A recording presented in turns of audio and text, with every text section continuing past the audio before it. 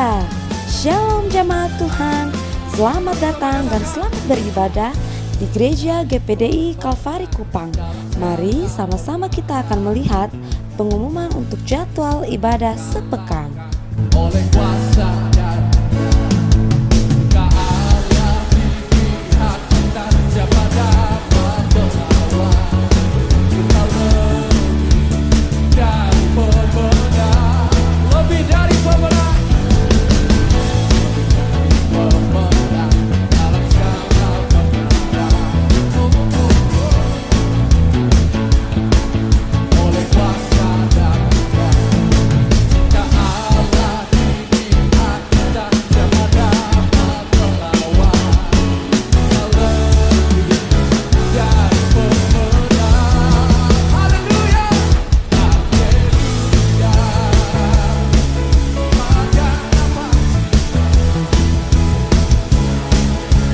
haleluya. Kami juga mengucapkan selamat datang untuk para jemaat yang baru pertama kali bergabung di Gereja GPDI Kalvari Kupang. Sampai jumpa di ibadah-ibadah selanjutnya ya. Tuhan Yesus memberkati.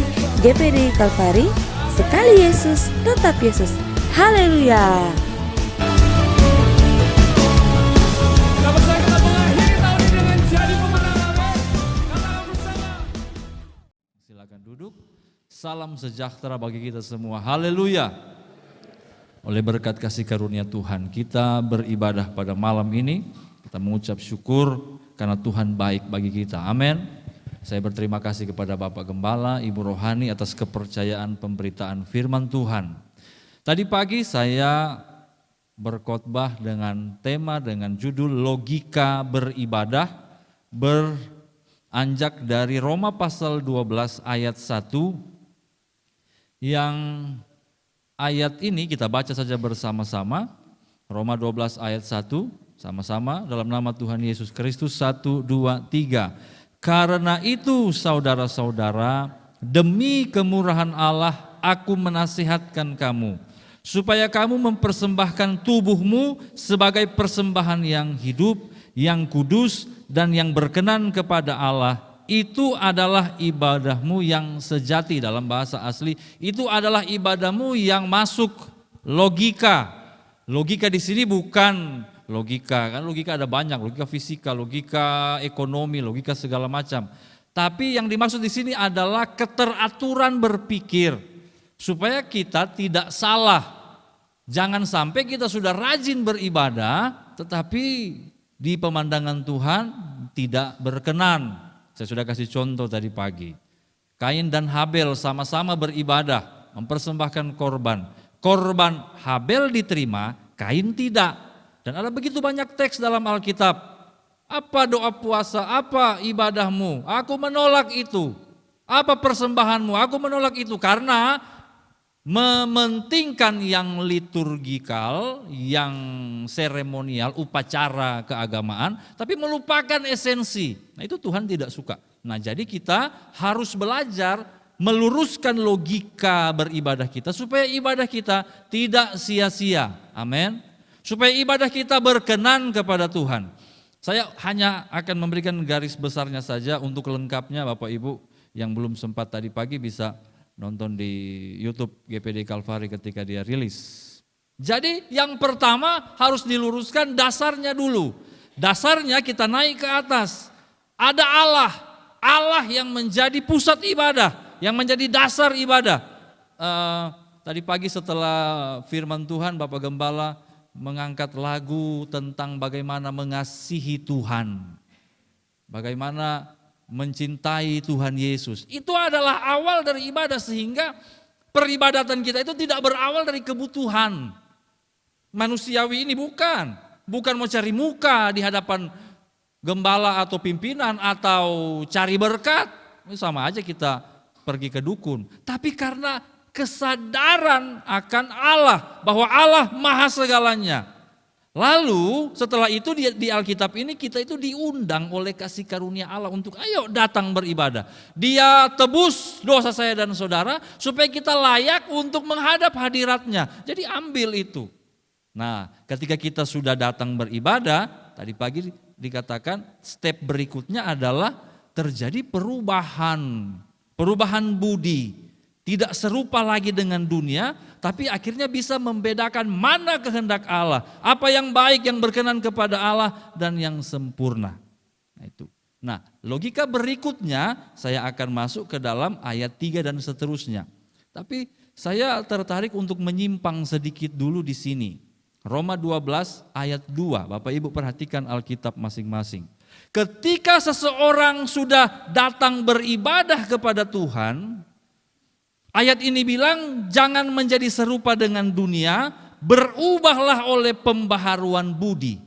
Tadi pagi saya sudah jelaskan bagaimana berubah itu. Jangan kita jadi orang Kristen yang selama iring Tuhan begitu-begitu terus. Harus ada perubahan, semakin hari semakin memenuhi kriteria yang disampaikan oleh kebenaran firman Allah. Haleluya, semakin baik, semakin indah hidupnya sesuai dengan firman Tuhan. Tapi ternyata ketika seseorang sudah mulai berubah, sudah mulai semakin berbeda dengan dunia, semakin berubah oleh pembaharuan budi, dia kemudian memiliki satu kemampuan, yaitu dapat membedakan manakah kehendak Allah, apa yang baik, yang berkenan kepada Allah, dan yang sempurna.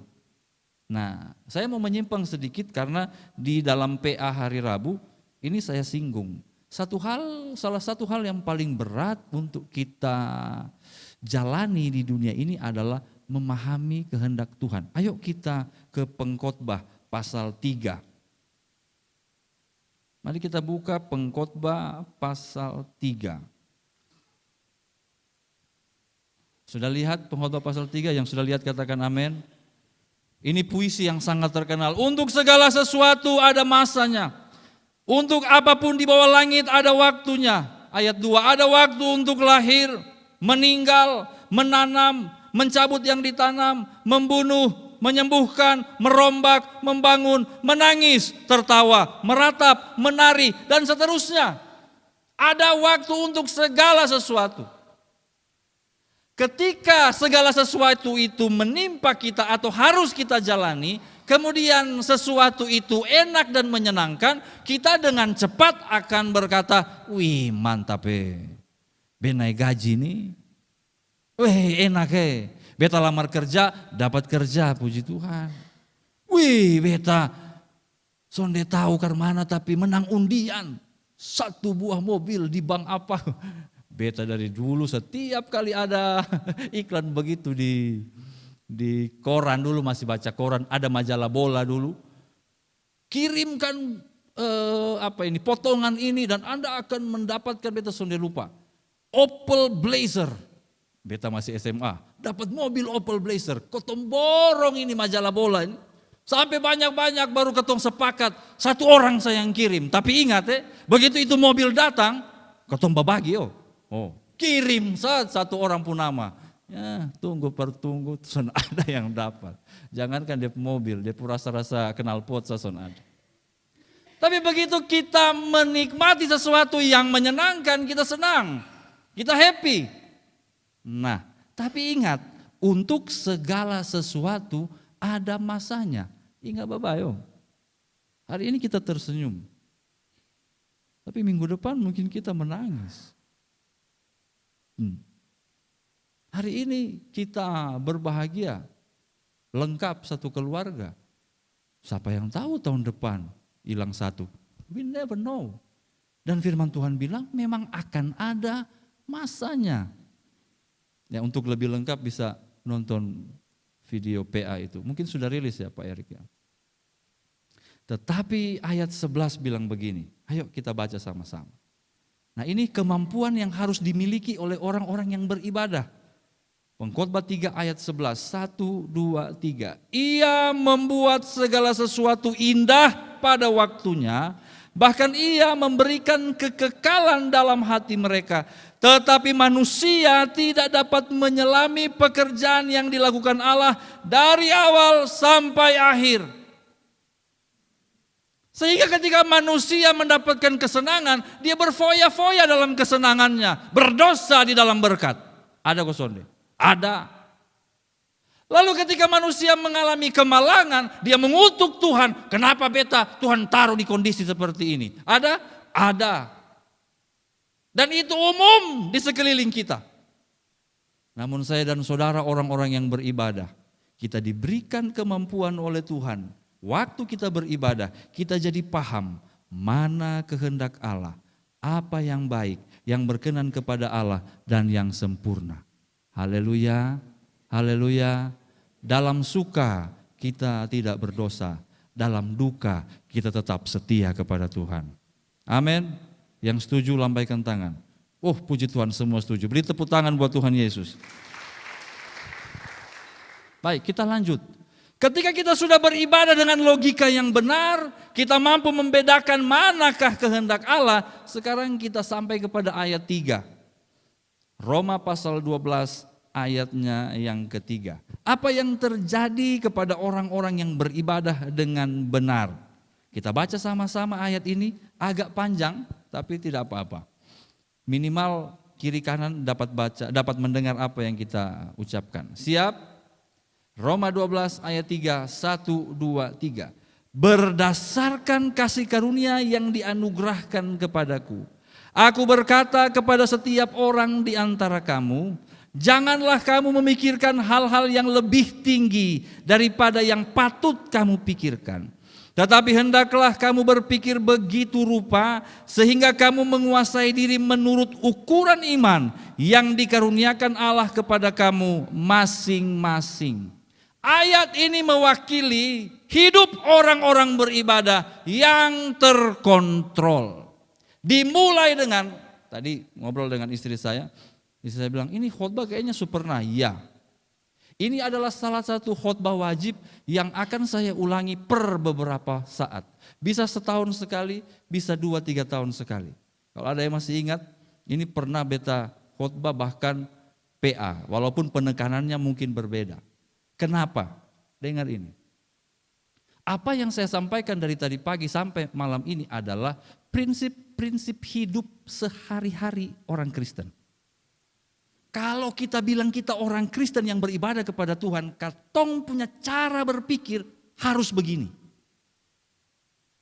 Jadi jangan kita jadi orang Kristen yang penting ibadah.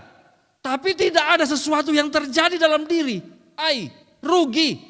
Dan bukan cuma rugi, bikin malu pekerjaan Tuhan. Kenapa dia model begitu ya? Bukannya dia orang Kristen. Ada tidak? Banyak di daerah Kristen. Model begitu. Mari kita menundukkan diri kepada firman. Orang-orang yang beribadah, ayat 3 bilang, orang yang bisa mengontrol dirinya dimulai dari pikiran. Ini pikiran ini kalau ketong sonde kontrol, kalau ketong sonde kuasai, berat. Diri ini, tubuh ini bisa dikontrol dengan apa? Ikat. Lu mau kemana? Masuk penjara, dalam sel, mau pi mana? Tetapi walaupun seseorang di dalam penjara bawah tanah 15 level di dalam pun, kalau dia pun pikiran tidak bisa dihentikan. Ketong saat ini lagi duduk di gereja ini, bisa saja pikiran ada di mall. Kita belum coba itu sushi baru tuh. Atau ada yang pikiran-pikiran migacoan man. Beta lewat sampai hilang mau. Padahal ada penasaran cu. Hanya itu orang pumba antri. Beta bilang ya sudah, yang lebih enak itu. So ada nama kok belum? Antekesa dengan Om Chef natu masakan. Nah itu sah. Pikiran ini tidak bisa dipenjara. Di dalam penjara pun pikiran kita bisa kemana-mana. Dan berawal dari pikiran ini segala macam pelanggaran bisa tercetus. Karena itu Paulus bilang berdasarkan kasih karunia. Ini kalau pendeta omong begini ini paling serius nih. Paling serius. Kalau pendeta masih omong, Paulus masih omong, tolong dulu, itu ya mau ikut kosonde. Tapi kalau dia bilang berdasarkan kasih karunia, itu berarti supaya otoritas sebagai seorang rasul. Berdasarkan kasih karunia yang dianugerahkan kepadaku, aku berkata kepada setiap orang di antara kamu. Tahan itu pikiran. Jangan dia lewat dari hal-hal yang patut dipikirkan. Pikirlah begitu rupa, kuasai diri menurut ukuran iman yang memang Tuhan sudah taruh kepada saya dan saudara masing-masing. Haleluya, haleluya. Jangan lebih tinggi dari yang Tuhan beri, jangan lebih rendah dari yang Tuhan beri. Bagaimana caranya supaya kita bisa memanage, bisa mengatur cara berpikir yang bagus seperti itu? Beribadah. Makanya waktu datang ibadah, waktu dengar khotbah, serius. Waktu memuji Tuhan, serius. Ada satu gereja, Bapak Ibu, saya tidak sebut ya, yang sebelum mulai ibadah, itu jemaat sudah di dalam dan diam. Kita pernah ibadah di gereja, itu bukan jadi pengikutnya, cuma karena ada ikut pelayanan. Salah satu cabang pelayanan dari gereja itu, beta minta jadi main musik situ. Lalu beta masuk, nah ini beta kan orang Pantai Costa yang pokoknya masuk gereja, ya seperti kita lah. Beta mau bilang apa juga sejelek gereja sendiri. Pokoknya seperti kita, masuk-masuk bercerita dari depan, begitu masuk sampai dalam darah Yesus. Suasana suka seram begitu. Tapi semua ada yang berlutut di kursi, karena memang di kursi sudah ada tempat berlutut. Khusyuk, khidmat. Ketemu masih mau atur musik pelan-pelan. Tapi ada gereja lain, di pintu masih bagosip. Dan beta paling senang ada ibu-ibu yang di jauh sana, dari kutub utara masih 500 km dari sana. Ada ibu-ibu itu dong kalau bagosip, mulut sonde gerak. Pernah ketemu ke sonde. Dia jadi jalan pas mau masuk pintu gereja, lu tahu yang ses yang itu. Beta bilang ini skill luar biasa ya. Wih, memang legend betul itu skill. Lu tahu yang itu. Baru dia satu balas, yang mana? Itu tuh yang pakai merah tuh, pelan sekali lu pemata nih. Wih, sonde bergerak bibir. Padahal semua masuk pintu gereja. Duduk masih bercerita le. Astagfirullah. Kalau ketemu sonde kuasai ini karena model. Justru ketika kita beribadah semakin hari semakin menguasai pikiran. Haleluya. Bisa pakai itu cara omong tapi ngomong yang baik lah. Haleluya, wajah Tuhan. Ketika kita memuji Tuhan serius, saudara. Serius, supaya ada berkat, ada sesuatu yang lain yang berubah. Jangan waktu kita mau angkat tangan, sental suka memang ini WL1 ini. Siapa yang itu, yang singers itu? Agak bafals dia. Biar yang itu, yang soundmensa yang tahu. Tak usah ketong yang mau pusing. Amin. Supaya terjadi sesuatu, semakin hari semakin menguasai pikiran. Saya kasih praktisnya yang lebih prinsip, yang lebih esensial. Dengarin. Waktu saya kehilangan papa saya meninggal. Papa saya meninggal sebagai seorang gembala sidang, meninggal dunia, lalu mama saya bilang, kau tolong jadi pengerja, jadi pendamping gembala. Oke. Lalu datanglah seorang hamba Tuhan senior ini. Datang di beta, dia bilang, jadi bagaimana? Papa so meninggal, lu bagaimana? Beta bilang, beta, mama bilang jadi pendamping gembala. Dia bilang begini, dengan lu pun potensi ini, lu sampai pantas di sini. Enak sekali dengar. Lu tuh bisa kalau lu di sana, memang melejit. Pokoknya, lu harus lu akan. Wih, dalam hati ini yang ngomong, ini bukan orang sembarang. Orang yang saya respect, orang yang saya hormat. Kepikiran, mau tidur malam, beta hebat. Kalau beta di sini hanya urus orang tua, beta pun potensi mati ini. Sementara tidur, masih berpikir, bangun pagi, Tapi saudara, berjalannya waktu akhirnya saya sadar, itu bisikan setan itu. Kalau Tuhan mau menganugerahkan kita sesuatu, dia akan buka jalan kepada sesuatu. Tapi kalau dia belum percayakan apapun, jangan bikin diri.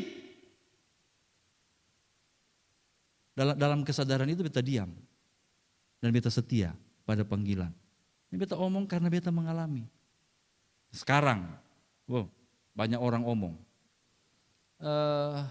Tadi pagi saya bilang, waktu kita sudah mulai berubah, kita harus dengar orang memastikan bahwa kita berubah. Karena kalau kita tambah baik, seringkali kita tidak sadar, tapi orang lain bisa sadar. Kalau kita tambah jelek, yang tahu seringkali bukan kita, tapi kita pu anak, kita pu orang tua, kita pu istri, suami. Jadi untuk mengetahui apakah saya tambah bagus atau tambah jelek, dengar kata orang. Tapi kalau soal kasih karunia, berpikir menurut ukuran iman, dengar ini, jangan dengar manusia. Mereka manusia bisa saja tidak benar dalam berbicara, berlebihan menilai atau kurang menilai. Ketika orang meremehkan, kotong dengar, beta memang sudah bisa bikin apa-apa. Beta memang, lemah kita. Ketika orang bilang, lu hebat, lu hebat, lu hebat. Sombong kita. Yang harus kita dengar di dalam doa, di dalam perenungan adalah kehendak Tuhan. Haleluya, adalah firman Tuhan. Supaya kita bisa menguasai diri sedemikian rupa. Saya tidak tahu persoalan apa yang Bapak Ibu bawa pada malam ini. Tapi kalau ada soal penilaian diri, kasih karunia, cara berpikir, ingat ada ukuran iman yang Tuhan memang berikan kepada saya dan saudara. Mari kita berpikir sesuai dengan ukuran itu. Haleluya, haleluya. Bagaimana caranya tahu? Ibadah, doa, baca Alkitab, memuji Tuhan. Itu fungsinya untuk buat kita mampu berpikir dengan benar. Dan saya harus kritik, hai orang-orang yang rajin ibadah. Kalau kita belum bisa memahami kehendak Tuhan, memahami ukuran iman, bertobat. Rubah cara berpikir kita. Berarti kita saat ini beribadahnya kurang benar. Logikanya masih salah. Mau berubah Bapak Ibu? Haleluya. Terakhir. Bagian terakhir dari rangkaian logika ibadah. Saya ulang lagi supaya tidak lupa. Dasarnya percaya kepada Tuhan yang maha segalanya. Tuhan undang kita untuk datang kepadanya dengan kasih karunia. Kita datang beribadah lalu kita mulai diubah oleh Tuhan. Diberikan kemampuan untuk mengerti kehendak Allah. Lalu pikiran kita atur. Setelah itu apa lagi? Jangan berpikir begini, waktu beta beribadah dengan sungguh-sungguh, maka Tuhan akan memberikan kesaktian. Saya akan kebal peluru. Atau Tuhan akan memberikan harta kekayaan yang besar. Boleh juga, kalau Tuhan percayakan, kalau Anda punya ukuran iman sampai situ, gas. Jangan lupa bagi-bagi. Minimal traktir kopi.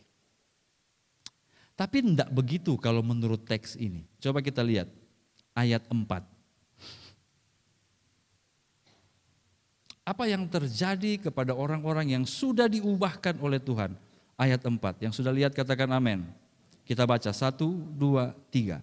Sebab sama seperti pada satu tubuh kita mempunyai banyak anggota, tetapi tidak semua anggota itu mempunyai tugas yang sama. 5. Demikian juga kita. Walaupun banyak adalah satu tubuh di dalam Kristus, tetapi kita masing-masing adalah anggota yang seorang terhadap yang lain. Poin ini adalah poin yang sudah sering saya sampaikan. Ulang-ulang firman Tuhan sampaikan. Ulang-ulang dengar khotbah ini. Waktu kita jadi anak Tuhan, diberkati Tuhan, diubahkan Tuhan, maka kita dipanggil untuk bekerja. Untuk berfungsi. Bukan sebagai budak seorang kepada yang lain, tetapi anggota seorang kepada yang lain seperti satu tubuh. Apakah mata hanya melihat untuk dirinya sendiri? Tidak. Mata melihat untuk seluruh tubuh berjalan dengan baik. Kaki berjalan Apakah dia cuma jalan sendiri? Kalau itu terjadi, maka horor, Pak. Horor. Apakah tidak menyeramkan itu? Yang lebih kacau lagi ketika jantung berdegup sendiri. Duk, duk, duk, duk. Cuma jantung. Duk, duk, duk, duk. Dulu di sekolah Alkitab Cianjur, saya tingkat 1, ada kakak tingkat bilang begini, di sini bro ada hantu. Masa di sekolah Alkitab ada hantu? Iya. Karena saya suka cari-cari hantu, jadi saya tanya, modelnya ke mana supaya kan kalau baku dapat bisa togor toh. Dia bilang begini, kepala terbang. Wih, seram. Seram. Soalnya ada badan. Dia bilang itu biasa dari gerbang sana, dari pintu sana, dia terbang lewat begini di ruangan. Jam-jam, ya jam 12, setengah 1. Yang betul, saya tidur di tingkat 2 begini, di tempat tidur susun di tingkat 2. Jam 12, setengah 1 beta bangun, beta lihat itu pintu sana. Mana ini kepala mau lewat. Karena mengerikan sekali ketika tidak ada badan dan hanya kepala. Tunggu pertunggu, sudah dapat apa-apa, cuma dapat kawan yang babunyi krak, kruk. Pas beta lihat, lu bikin apa? Dia lagi makan keripik di dalam selimut. Dia di sekolah Alkitab begitu, kalau sudah babagi, dong makan tengah malam, dong tutup dengan selimut. Karena kalau dia makan sore-sore, habis itu. Begitu di sekolah Alkitab, ini ada calon siswi-siswi ini. Nah, jangan begitu ya, Trivena. Jangan lu. Apalagi bosong kalau dapat kirim apa itu, jagung itu. Itu dia pun kerak, dapat dengar sampai di rumah. Jadi jangan coba. Ya enggak mungkin kepala jalan sendiri, kaki jalan sendiri. Semua berfungsi untuk orang lain. Semua berfungsi untuk bagian yang lain. Ketika tangan menggenggam, entah apa yang akan dia buat, tapi itu untuk kebaikan semua. Dia ambil minum, tangan yang ambil, tapi mulut yang minum. Kerongkongan yang telan, sampai di sini lambung yang cerna. Lalu sistem pencernaan bekerja, lalu seluruh tubuh disehatkan dengan apa yang kita minum. Kan begitu. Mari kita berguna bagi orang lain. Bekerja. Cari bagianmu di tubuh Kristus ini. Tidak usah sampai terlalu jauh. Tubuh Kristus yang universal. Woi, terlalu jauh. Tubuh Kristus di rumah tanggamu saja. Karena mana suami istri anak punya saling mendukung. Amin. Di dalam gereja, di rayon, di kaum wanita. Kan ada kita ini. Ini kan tubuh Kristus yang kecil-kecil ini. Ayo kita berfungsi di situ. Yang susah kan kalau baku selek di organisasi gereja. Beta son setuju dengan dia, beta son senang dengan itu. Kenapa sih Bapak Gembala taruh dia di seksi konsumsi, kok dia makan paling banyak tuh mah. Nanti bukannya dia atur di konsumsi, mah dia makan itu konsumsi. Tenang. Ada begitu kok, son ada di sini, di sana. Yang 500 km lewat itu ke utara di situ. Kemarin saya menonton satu video, nanti saya share di Facebook. Kalau Bapak Ibu yang ngerti bahasa Inggris tipis-tipis bolehlah nonton. Saya share di Facebook nanti. Ada seorang Australia, dia guru, saya kenal baik dengan, namanya Jeff Collins. Dia guru tenaga pengajar asing di Surabaya dengan bayaran yang cukup hebat. Suami istri bergerak di bidang pendidikan. Lalu satu ketika dia merasa panggilan Tuhan, dia tinggalkan dia punya karir, dia pergi ke Bali bukan untuk berwisata cari tempat yang mewah, tapi dia pergi ke Slam. Slam itu tempat kumuh di Sanur.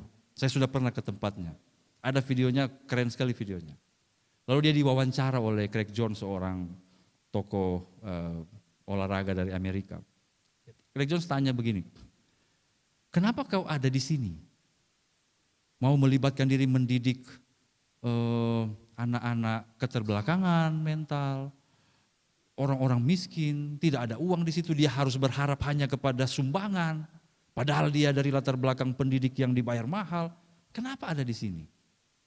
Ada orang yang bilang bahwa dia itu sangat-sangat tidak egois, tidak memikirkan dirinya, jadi menjadi berkat bagi orang lain. Nah, kalimat ini yang menjadi berkat bagi saya ketika dia bilang begini. Dengar ini Bapak Ibu. Orang beribadah itu harus punya prinsip begini. Dia bilang, justru bagi saya ini sangat egois. Dia sangat egois. Karena dia melakukan apa yang seharusnya dilakukan oleh orang-orang percaya. Jadi waktu kita membantu orang lain, berguna bagi orang lain, itu kita sementara memenuhi maksud Tuhan kepada diri kita. Itulah kesejatian kita. Orang Kristen jangan mengaku Kristen kalau kakeek. Tahu tuh kakeek? Bahasa Yunani itu. Orang Kristen jangan mengaku Kristen kalau tidak mau melayani sesama. Jangan. Cari kepercayaan lain yang egois. Karena panggilan kita kepada diri kita adalah berfungsi. Memang ayat 6 bilang, panggilan itu berlain-lainan menurut kasih karunia. Ada yang dipanggil bernubuat, saya sementara bernubuat. Nubuat ini dalam arti memberitakan firman, saya sementara. Ayat 7, tapi ada karunia melayani, ayo melayani. Ada karunia mengajar, mari mengajar. Ada karunia menasehati, beri nasihat. Ada karunia membagi-bagikan sesuatu. Di sekolah Alkitab ini jadi, waktu saya sekolah Alkitab jadi bercandaan. Lu memang ada karunia membagi-bagikan. Oh sonde, ini sabun milik saya. Dulu kan ketemu pakai sabun batang, potong sedikit kah, sonde. Karena firman Tuhan juga menceritakan tentang 5 gadis yang bijaksana, 5 gadis yang bodoh. Beta bijaksana, ini sabun mau pakai sampai akhir bulan. Tapi kalau ada karunia membagi-bagikan, ayo beri dengan ikhlas. Ada karunia memberi pimpinan, lakukan dengan rajin. Terakhir, karunia menunjukkan kemurahan, lakukan dengan sukacita. Temukan di mana posisi kita. Cari. Lalu kita mulai berfungsi. Masing-masing kepada kasih karunia yang memanggilnya. Dan disitulah ibadah kita akan logis. Ibadah kita akan sejati. Dan Tuhan akan berkata pada akhirnya, berbahagialah wahai hambaku yang setia. Engkau sudah menyelesaikan tugasmu. Kembali kepadamu. Kembali kepadaku. Engkau setia pada perkara kecil, aku percayakan perkara yang besar. Tapi kalau ibadah kita ditolak Tuhan, maka orang-orang itu akan ada di posisi mengetuk. Tuhan, Tuhan, beta su bernubuat, beta su bikin mujizat, beta suka KR, beta setia sekali persepuluhan Tuhan, beta sudah pernah alpapi ibadah. Tanya itu ketua komunitas, beta rajin sekali. Tanya Bapak Gembala, beta tiap hari Minggu muncul. Tapi dari dalam Tuhan bilang, enyahlah daripadaku, hai pembuat kejahatan, aku tidak mengenal kamu. Ya, kita golongan yang pertama, yang berkenan kepada Tuhan, bukan yang ditolak Tuhan. Haleluya. Saya kembalikan kepada Bapak Gembala.